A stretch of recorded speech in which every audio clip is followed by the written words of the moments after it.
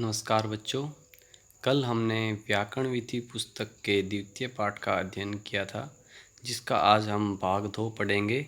ये पाठ हमारा संज्ञा एवं परिभाषा प्रकरण है, जिसमें हमने विभिन्न परिभाषाओं को पढ़ा था कि संज्ञा क्या होती है। उसके बाद हमने आगम, इसको बच्चे एक बार देख लें जल्दी जल्दी। उसके बाद हमने आदेश को पढ़ा, फिर उसके बाद हमने उपधा को जाना था, फिर पद और उसके बाद निष्ठा। आज हम पढ़ेंगे विकर्ण कि विकर्ण क्या होता है। धातु और तिंग प्रत्ययों के बीच में, तिंग प्रत्यय आपको पता है, तिप्तस जी जो हमने बताए थे, वो हमारे 18 प्रत्यय हैं। उनके बीच में आने वाले सप यानी कि एकार, शयन, य, सनु, नु आदि प्रत्यय विकर्ण कहलाते हैं। कि ये जो प्रत्यय होते हैं हमारे कौन कौन से, सप, शयन और सनु, ये क्या होते हैं, विकर्ण। जैसे भवती में भय और ती के मध्य में सब प्रत्यय हुआ है कि ये कैसे बनता है, भू, ए और ती। उसके बाद शब्द सिद्धि आपको पता है। और इससे विकर्ण भेद से ही धातुएं 10 विभिन्न गणों में विभक्त होती हैं। कि जो धातुओं के 10 गण होते हैं उनमें विभक्त होती हैं, किसके कारण, विकर्ण के कारण ही। तो आप समझ गए होंगे कि विकर्ण क्या होता है। विकर्ण होता है धातु और तिंग प्रत्ययों के बीच में आने वाले सप, शयन और सनु प्रत्यय, जो ये हैं वो सब क्या होते हैं, विकर्ण। 3 प्रत्यय हैं कौन कौन से, सप, शयन और सनु। उसके बाद हम देखेंगे संयोग क्या होता है। संस्कृत में संयोग एक महत्वपूर्ण संज्ञा के रूप में प्राप्त होता है। संयोग एक मुख्य रूप से प्राप्त होता है हमारा संस्कृत में संज्ञा के अंदर। यह एक परिभाषिक शब्द है।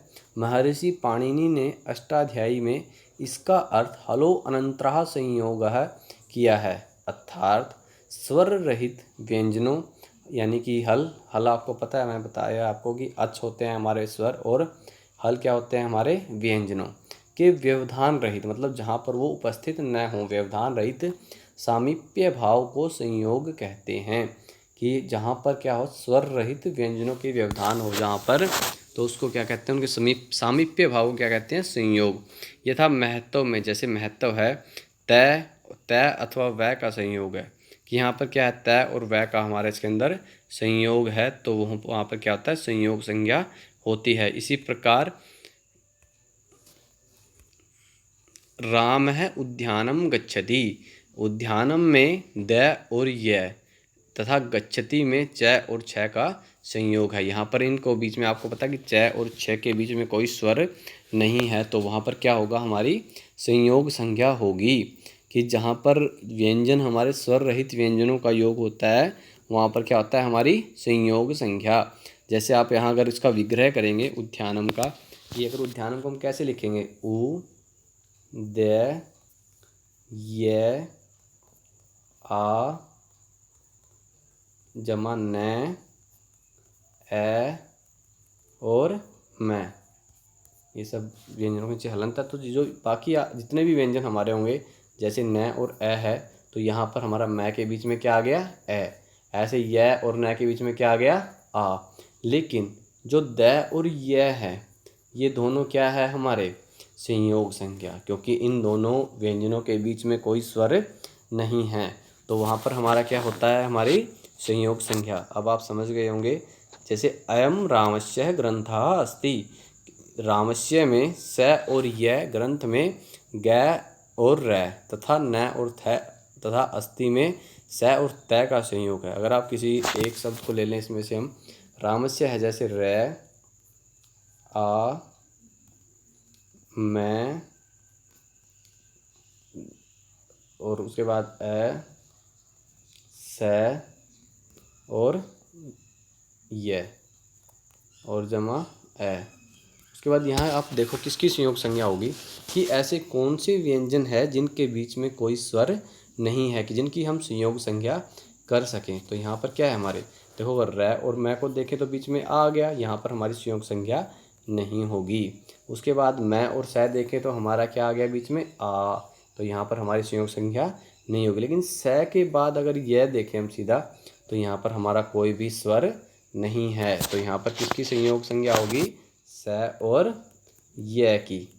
तो आप संयोग संज्ञा समझ गए होंगे कि जहाँ पर स्वर रहित व्यंजनों का व्यवधान होता है, वहाँ पर हमारी संयोग संज्ञा होती है।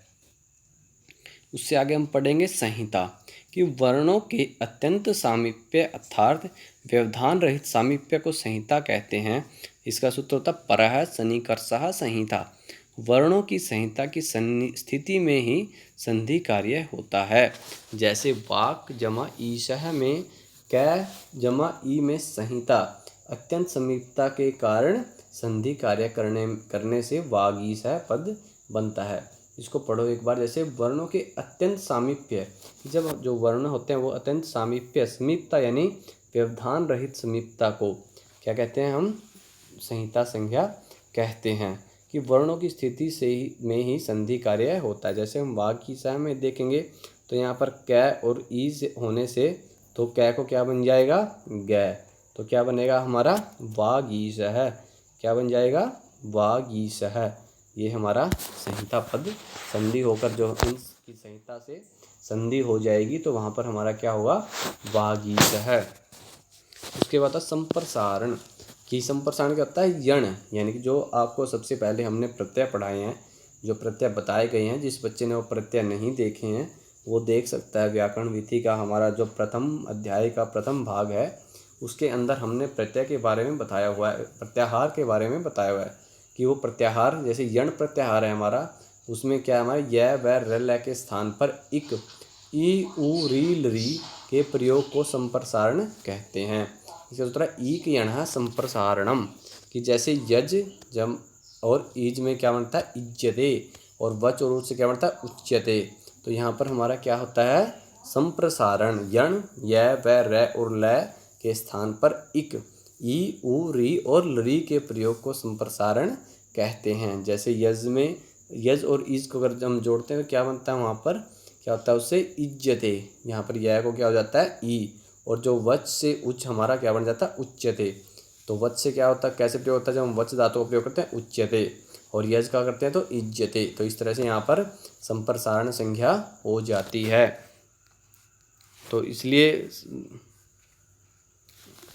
सभी बच्चे इसको देख लेंगे एक बार, पूरी सभी आप पढ़ लेंगे, सभी परिभाषाओं को एक बार देख लेंगे। इसका जो अभ्यास है इसके लिए हम अलग से एक वीडियो भेजेंगे आपको, जिससे आप उसकी प्रैक्टिस कर सको, उसको अभ्यास कर सको, अच्छे से समझ सको। थैंक यू, धन्यवाद।